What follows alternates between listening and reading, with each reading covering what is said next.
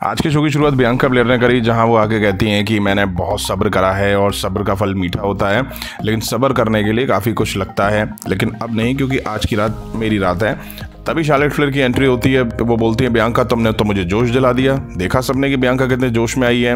मैं अपने मन में बना रही हूँ कि क्योंकि कंट्री में ऐसी चर्चा हो रही है कि तुम जीत सकती हो, मैं यहाँ आई हूँ तुम्हें बताने के लिए। बियांका ब्लेयर कहती हैं कि हम सब को पता है लाइन वहीं से शुरू होती है जहाँ से शार्लेट फ्लेयर खड़ी होती है। शार्लेट फ्लेयर कहती है, मैं तुम्हारी आंखों में आंखें डाल के कह सकती हूँ कि अगर तुम जीती तो नेक्स्ट मैं ही होने वाली हूँ। Bianca versus Charlotte Flair for women's championship, क्या बोलती है तू?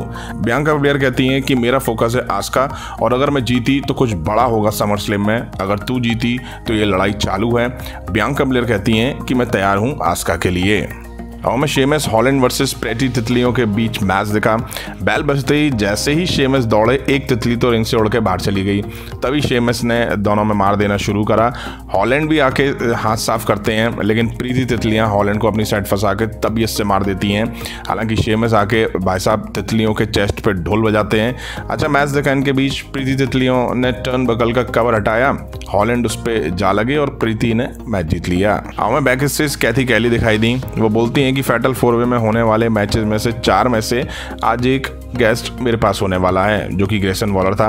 कैथी कैली पूछती है, ग्रेसन आपने सोचा था कि आपको टाइटल का मौका इतनी जल्दी मिलेगा? ग्रेसन कहता है कि मैं सरप्राइज नहीं हूँ, मैडिसन स्क्वायर गार्डन में एज के खिलाफ मुझे मौका मिला। सब ग्रेसन के बारे में बात कर रहे हैं, सब नहीं, रॉक भी कर रहा है ग्रेसन वॉलर के बारे में बात। एज मुझसे पंगा ले रहा है, उसको लगता है कि उसे आगे जाने के लिए मेरे से पंगा लेना है, तो उसके लिए अच्छा होगा। अब हमें बैले वर्सेस जेलिना वेगा के बीच मैच दिखा। बैल बजी और बैले तो वेगा पे टूट पड़ी। रिंग साइड ईओ स्काई भी मौजूद थी। वेगा भी पलटवार करती हैं, वेगा चप्पल से बैले में मार देती हैं। हालांकि एंड में मैच बैले जीत लेती हैं। बैले अपने साथ शॉर्ट जी की चोटी भी लेके घूम रही थी। मैच के बाद तभी स्क्रीन पर शॉर्ट जी दिखाई दी, वो ट्रिमर से अपने बाल उड़ा देती हैं। बैले देख के ये चौंक जाती हैं। अब हमें जे उसो दिखाई दिए। वो आके बोलते हैं, भाइयों का होना अलग होता है, बट कुछ अलग है हम में जो हमें अलग बनाता है। वो खुश तो मैं खुश, वो परेशान होता है तो मैं परेशान होता हूँ, वो दर्द में होता है तो मैं भी दर्द में होता हूँ। मैंने कभी नहीं सोचा था कि जब वो दर्द में होगा तो मैं उसके साथ नहीं होऊंगा। मैं सबकी इज्जत करता हूँ, दादा दादी, अपनी फैमिली, अपने पापा, अपनी मम्मी, लेकिन मैं अपनी फैमिली में रोमन रेंस की इज्जत नहीं करता हूँ। और सोलो सिकोवा जैसे तुझ में लास्ट वीक मार पड़ी थी ना, वैसे ही तुझ में मार देता रहूँगा मेरे छोटे भाई। तभी पॉल हेमन और सोलो सिकोवा की एंट्री होती है। पॉल हेमन कहते हैं, ये है ब्लड लाइन का enforcer solo Sikoa. Solo lead कर रहा है ब्लड लाइन को, और सोलो यहाँ पे चाहता है कि यहाँ थोड़ी शांति बनी रहे, सिर्फ बातचीत करेंगे और कुछ नहीं। नेक्स्ट वीक स्मैकडाउन पे तुम रोमन रेंस को फेस कर सकते हो और डिस्कस कर सकते हो कि कुछ रूल्स के बारे में और काफ़ी चीज़ों के बारे में डिस्कस करेंगे। पता नहीं तुम गुस्से में हो, बदले की आग में तुम हो, कुछ ऐसा करना चाहते हो जिससे तुझे ही दुख होगा। पॉल हेमन कहते हैं, मुझे ऐसा लग रहा है कि तुझे बनना है नेक्स्ट ट्राइबल चीफ, जिस तरह से तेरी हरकतें दिखाई दे रही हैं। सोलो तू सही कह रहा है, इसको कुछ नहीं पता ये क्या कर रहा है, इसको नहीं पता कि राइट हैंड मैन होना क्या होता है। जिम्मी के साथ जो कुछ हुआ उसके लिए तू ही जिम्मेदार है। तुझे लड़ना था ट्राइबल चीफ के खिलाफ, तुझे बनना था हेड ऑफ फैमिली, एक अलग अंदाज से तुझे बनना था ट्राइबल चीफ। क्या तुम्हें पता है जिम्मी तुम्हारे साथ जो हुआ, तुम्हें क्यों मिली पिटाई? केवल अपने जुड़वा भाई जे उसो की वजह से। तेरे मुंह पे कहता हूं, मुझे पता नहीं तू कैसे खुद को माफ करेगा, बट जिम्मी तो तुझे माफ नहीं करेगा। तेरे पिताजी भी तुझे माफ नहीं करने वाले हैं, तेरी माँ भी तुझे माफ नहीं करेंगी। मैं तुम दोनों से प्यार करता हूं, तुम्हारा ट्राइबल चीफ भी कभी तुझे माफ नहीं करेगा। अब सोलो सिकोवा माइक लेते हैं और बोलते हैं कि जिम्मी के साथ हुआ सब तेरे पे है, लेकिन मेरी बात करें तो मैं तुझे भी कभी माफ नहीं करूंगा। तभी सोलो और जे के बीच तगड़ा ब्रॉल शुरू होता है। जे उसो सुपर किक देके सोलो को रिंग के बाहर कर देते हैं। जे अब पॉल हेमन की तरफ बढ़ते हैं, तभी सोलो पीछे से आके जे पर अटैक कर देते हैं। समोन स्पाइक की कोशिश करते हैं, बट जे ने पलटवार करा और पॉल हेमन को भी सुपर किक जड़ दी और फिर सोलो सिकोवा पे सुसाइड डैब लगा दी।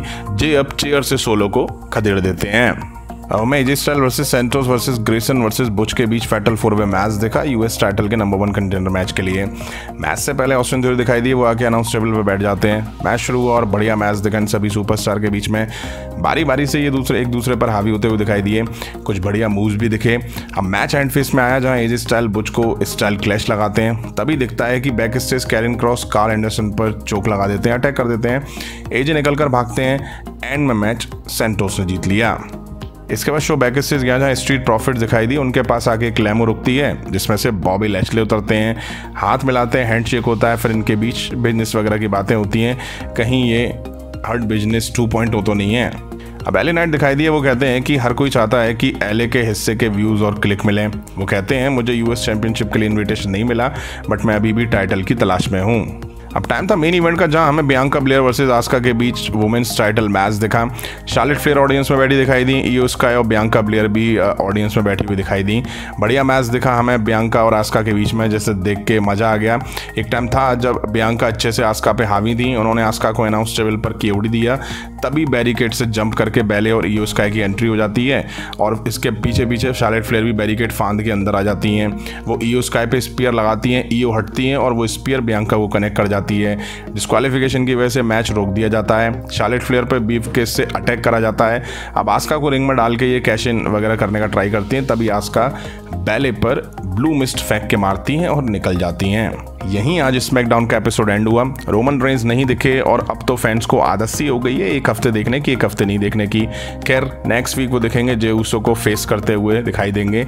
वहीं एपिसोड ठीक ठाक था। लास्ट वीक इतना बढ़िया एपिसोड देने के बाद ऐसे एपिसोड की उम्मीद तो WWE से नहीं करी थी। जे उसो, सोलो सिकोआ, पॉल हेमन ना तो ओपनिंग में दिखे ना ही मेन इवेंट में, वो मिड में आज देखने को मिले। और इनके बीच जो प्रोमो था और ब्रॉल था वो ठीक ठाक था, बहुत अच्छा नहीं कह सकते हैं क्योंकि काफ़ी कुछ उस प्रोमो में रिपीटेड सुनने को मिला। सैंटोस ने यूएस टाइटल के लिए हुआ नंबर 1 कंटेंडर मैच जीता और अब वो ऑस्टिन थ्योरी को फेस करेंगे टाइटल के लिए। आस्का और बियांका ब्लेयर के बीच मैच नो डिस्क्वालिफिकेशन की वजह से एंड हुआ क्योंकि समर स्लैम में हमें ट्रिपल थ्रेट मैच दिखना है। अब कैसा लगा आपको आज का एपिसोड और वीडियो पसंद आई हो तो लाइक करें, शेयर करें अपने फ्रेंड्स के साथ। मिलता हूं जल्दी नेक्स्ट वीडियो में। Thank you.